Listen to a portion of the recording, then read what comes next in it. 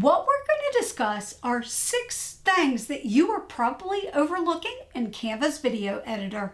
That's right, and one of them isn't even that Canva has a video editor. And stay all the way through to hear how you can find out 6 more. The first little trick you're going to learn about is the duration button. Basically, what the duration button does for you is that it allows you to click the view within Canva so that you can tell how long or short a clip is, or if you're just wanting to go from clip to clip without having to scroll a whole bunch, you can click this duration button and it will allow you to do that. And so the duration button really can improve your workflow. All of your long video clips that are longer are going to shrink down to be much, much shorter so that you can jump from page 1 to page 2 to page 3, etc. very, very quickly instead of having to scroll all the way through. Sometimes you want something to pop up on the screen that you can select a color of, right? Like maybe a little text box. You want that text box to really match well with the video. Did you know that within Canva you can actually choose the color of something that's within this video? For example, right now I am wearing this blue shade and I want this very specific blue shade on my text overlay. Because of that, I can choose the eyedropper. Now, this feature is available on the mobile app. It's available in Chrome. It's also available in the desktop app. So if you're using it in another browser and you do not see the little eyedropper tool, that is where it's going to be. And so I can select the color of this shirt to make sure that the little text overlay has a cohesive look to something that's in the environment. That's a pretty cool trick.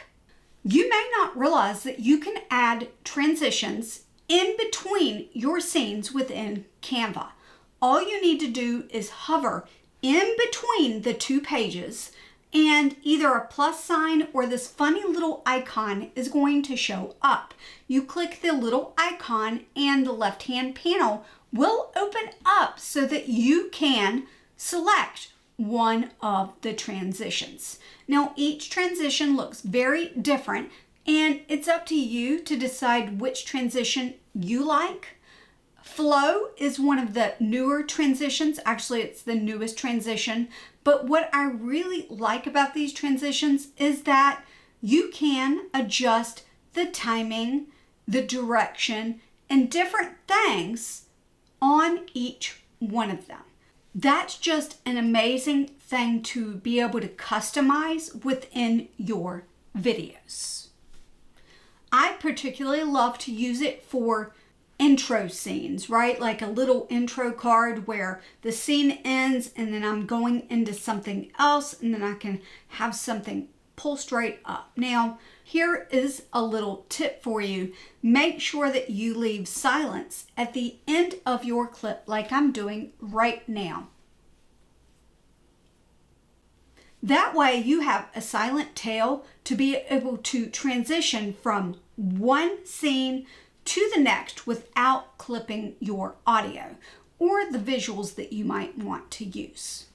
The next secret that you need to know is the timing button. Now you can make subscribe animations or anything that you want pop up on the screen and it will last the duration of the scene. However, you can reduce that or change exactly where it starts or ends by right-clicking the element and choosing the edit timing option.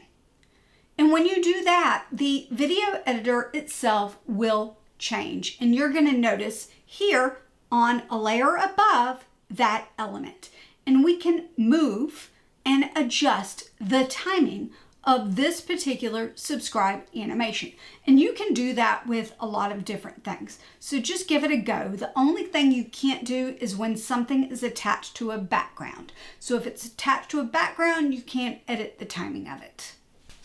Speaking of animations, you've got your animated graphics that are within Canva already, but you can also animate other objects, videos, images, text within Canva too. Again, this is as long as they aren't attached to the background.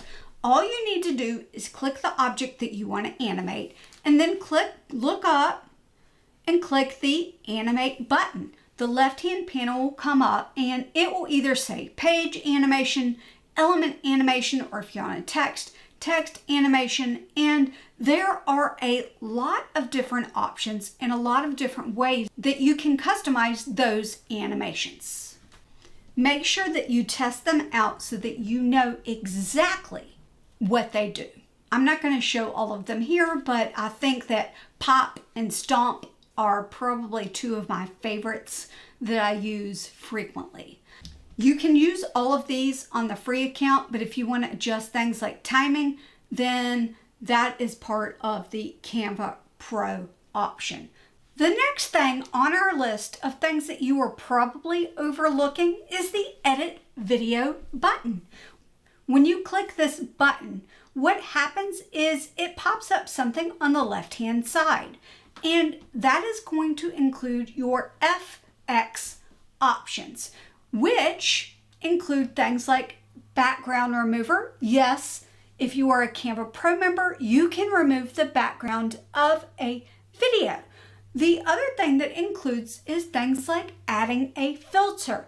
You can add a filter to a video just like you can a picture.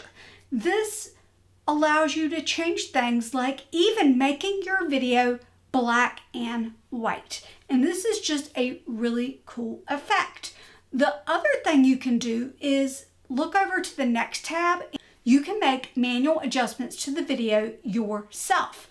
And this is really a cool little trick. I bet that you would love to know 6 more tools in Canva that you're probably overlooking in the video editor. So watch this next. See you next time. Bye.